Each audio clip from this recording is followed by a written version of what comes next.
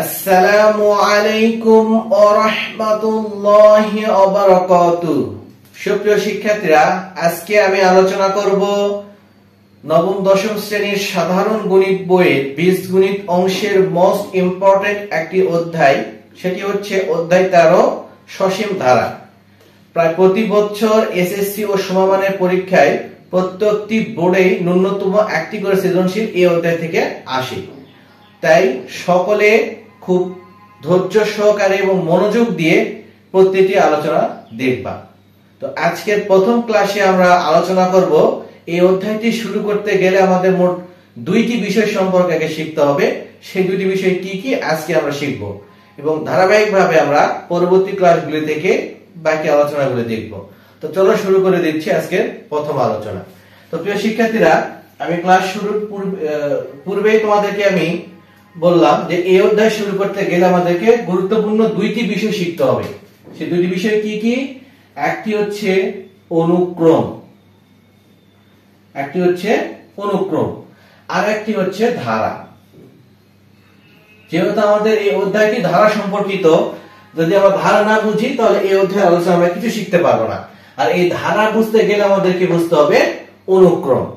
এই জন্য আমি বললাম যে এই দুটো বিষয় হচ্ছে আমার খুব গুরুত্বপূর্ণ।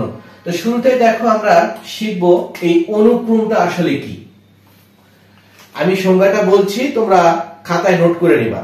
কতগুলো সংখ্যা বা রাশিকে একটি নির্দিষ্ট নিয়ম অনুসারে ধারাবাহিকভাবে সাজানোর প্রক্রিয়াকে অনুক্রম বলে। আমি আবারো বলছি, কতগুলো সংখ্যা বা রাশিকে একটি নির্দিষ্ট নিয়ম অনুসারে ধারাবাহিকভাবে সাজানোর প্রক্রিয়াকে অনুক্রম বলে। তো চলো আমরা উদাহরণের মাধ্যমে একটু দেখার চেষ্টা করি। আমরা এখানে কতগুলি সংখ্যাকে নিব, কি কি? 1 3 5 7 dot dot dot dot dot. তা দেখো এখানে আমরা কতগুলি সংখ্যা নিয়েছি। তাহলে এগুলিকে দেখো আমরা এখানে একটা নির্দিষ্ট নিয়ম অনুসারে ধারাবাহিকভাবে একটা পর একটাকে সাজিয়েছি এবং সাজানোর ফলে আমরা এখানে যে আকারটা পেয়েছি এইটাকে আমরা বলছি একটা অনুক্রম। ওকে, এইটাকে আমরা অনুক্রম বলছি। এখন তোমাদের মনে প্রশ্ন আসতে পারে, ভাইয়া আপনি বললেন যে একটা নির্দিষ্ট নিয়ম অনুসারে, তাহলে আমরা এখানে কোন নিয়ম অ্যাপ্লাই করা হয়েছে? দেখো এই যে 3 থেকে যদি আমি 1 কে বিয়োগ করি তাহলে আমরা এখানে বিয়োগফল থাকতেছে কত? 2। আবার দেখো এই 5 থেকে আমি যদি 3 কে বিয়োগ করি আমার বিয়োগফল থাকতেছে কত? 2। আবার দেখো 7 থেকে যদি আমি 5 কে বিয়োগ করি বিয়োগফল থাকতেছে কত? 2। তাহলে দেখো আমি এখানে যে 4টা সংখ্যা লিখেছি প্রতিটা সংখ্যার মাঝে পার্থক্য কত করে আছে? আমার 2 করে। তাহলে দেখো আমি এই প্রতিটা সংখ্যার মাঝে পার্থক্য 2 রেখে আমি এখানে কিন্তু একটার পর একটা সংখ্যা লিখেছি। তাহলে এটা হচ্ছে আমার একটা সুনির্দিষ্ট নিয়ম, যেটা ফলো করে আমি এখানে এই অনুক্রমটাকে লিখেছি। আশা করা যায় বুঝতে পেরেছো। এখন এইখানে আমি যে এখানে যে নিয়মটা দেখালাম এটার একটা নাম আছে, এটা আমরা এখন শিখবো। তো আশা করা যায় অনুক্রমটা বুঝতে পেরেছো। অনুক্রম হচ্ছে দুই প্রকার, কি কি? একটা হচ্ছে সমান্তর অনুক্রম। এই যে আমি একটু আগে বললাম যে এইখানে আমরা যে নিয়মটা অ্যাপ্লাই করলাম এটার একটা নাম আছে। এটা হচ্ছে আমাদের এখানে প্রতিটা পদের এরকম পার্থক্য নির্ণয়ের মাধ্যমে আমরা যে অনুক্রমটা তৈরি করব সেই অনুক্রমটাকে আমরা বলি সমান্তর অনুক্রম। তাহলে সমান্তর অনুক্রমটা কি? প্রতিটা পদ কি? এখন প্রশ্ন পায় পদ কি? পদ হচ্ছে, দেখো এই যে সংখ্যাগুলি নিয়ে আমার অনুক্রমটা গঠিত হয়েছে এই প্রত্যেকটা সংখ্যা হচ্ছে আমার এক একটা পদ।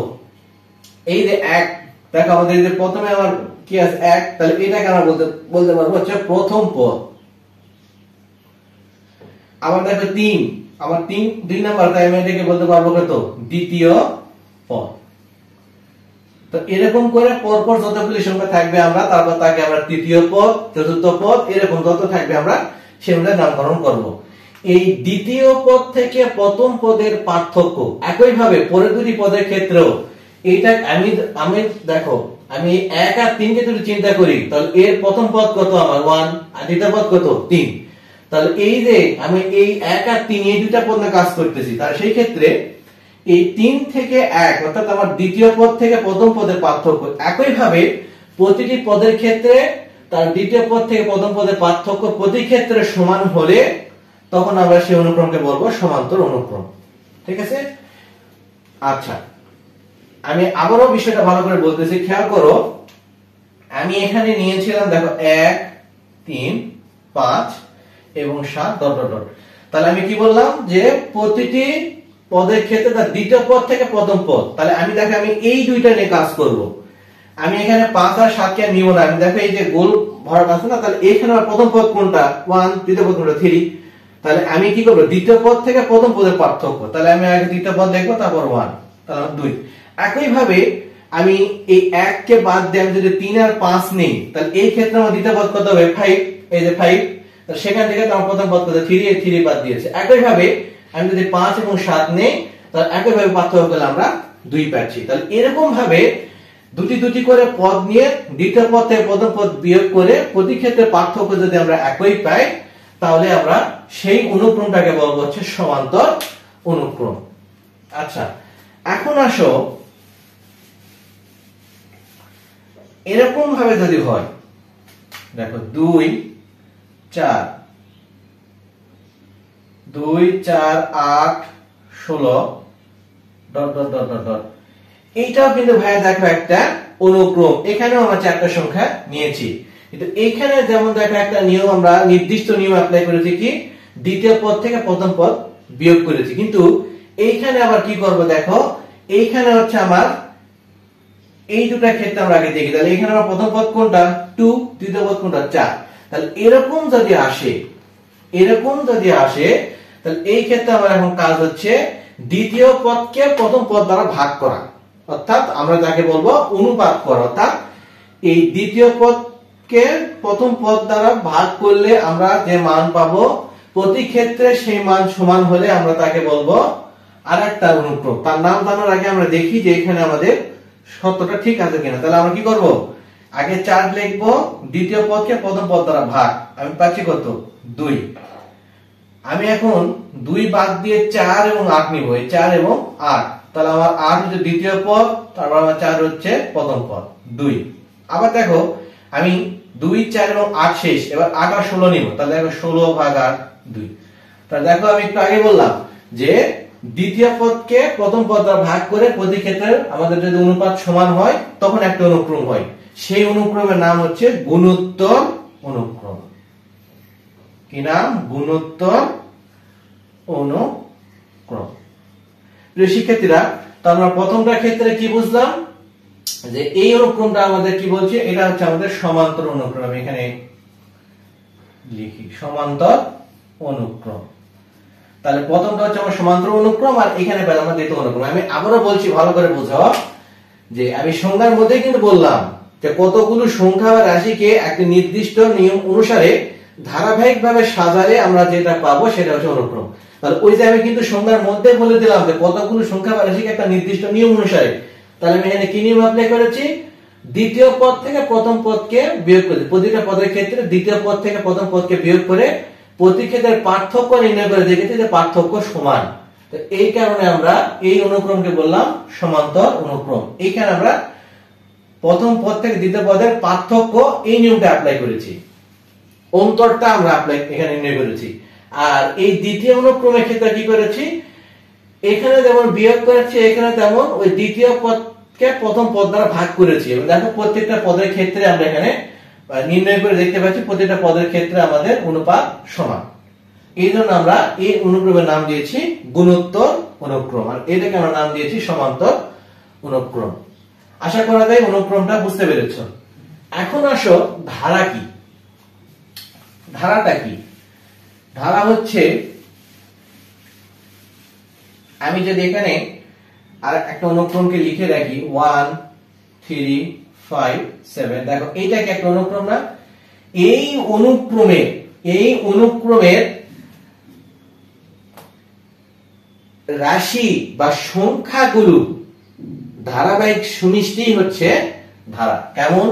তা দেখো 1 plus 3 plus 5 plus 7 dot dot dot. এই যে দেখো আমার শুরুতে এটা কি ছিল, শুরুতে এটা কি ছিল? এটা একটা অনুক্রম ছিল। শুরুতে আমাদের এটা কি ছিল? একটা অনুক্রম ছিল। তাহলে এটা কি দিয়ে গঠিত হয়েছে? এই অনুক্রমটা গঠিত হয়েছে আমার কতগুলো সংখ্যা নিয়ে। তাহলে এই যে অনুক্রম আমাদের যে সংখ্যাগুলো নিয়ে গঠিত হয়েছে, এই সংখ্যাগুলির মাঝখানে যখন আমি প্লাস চিহ্ন দিয়ে লিখলাম, লেখার ফলে আমরা নতুন যে প্রক্রিয়াটা পাইলাম বা নতুন যে আকারটা পাইলাম, এটাকে আমরা কি বলতেছি? এটাই হচ্ছে আমার ধারা। তাহলে আমরা কি বলতে পারবো? যে অনুক্রমের সংখ্যা বা রাশিগুলোর ধারাবাহিক যোগফলকে, তাহলে কোন অনুক্রমের সংখ্যা বা রাশিগুলোর ধারাবাহিক যোগফলকে আমরা বলবো ধারা। অনুক্রমের ক্ষেত্রে যেমন আমরা দুই প্রকার অনুক্রম পেয়েছি, কি কি? সমান্তর অনুক্রম এবং গুণোত্তর অনুক্রম। তেমনি ধারারও বৈশিষ্ট্য ভেদে হচ্ছে আমাদের প্রকারভেদ হচ্ছে দুইটা। একটা কি? সমান্তর ধারা,